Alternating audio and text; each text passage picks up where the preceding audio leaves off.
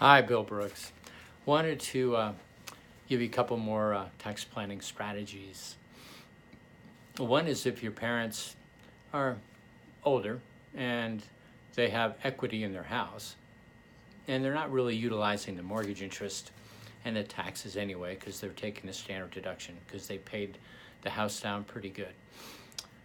So they want the money out, and so you are in a position where you can buy it from them at a fair price. You don't want to have a price too low because it could be considered a gift, that part that is too low. So the way it works is you buy it and then you rent it back to them. And you can charge or have them pay you rent that's about 20% lower than fair market value. So it'll save them some money and then save you too on your taxes where you don't have to report as much rental income. It's special 20% reduction for family rentals. The next thing, you probably want to get a lease in place as well. And then you can deduct things on the house such as typical stuff, utilities, repairs, insurance, taxes, interest, things like that. Now, at some point, perhaps they want to go to assisted living, and then you can sell it then, and any loss that's been carried forward you can deduct at the sale. Or you could move into it yourself. Let's say you move into it for 2 years.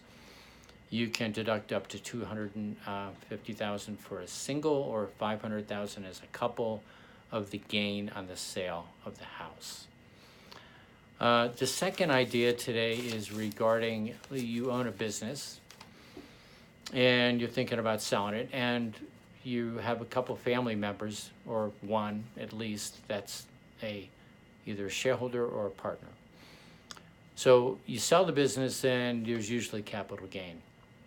Capital gain is subject to a surtax for net investment income. Now, this surtax comes into play when your adjusted gross income, modified adjusted gross income, is over $200,000 for a single person, $250,000 as a couple.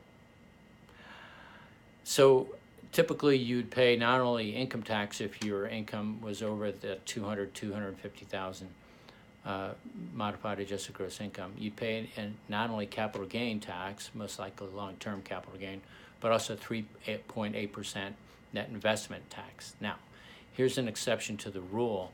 If you're actively involved in the business, there's no net investment income tax. So if you've got a family member that's not working for the company, you might consider having them do work for a wage. Thus, there's a loophole to avoid the net investment income tax. Any questions, don't hesitate to give me a call. Have a great day.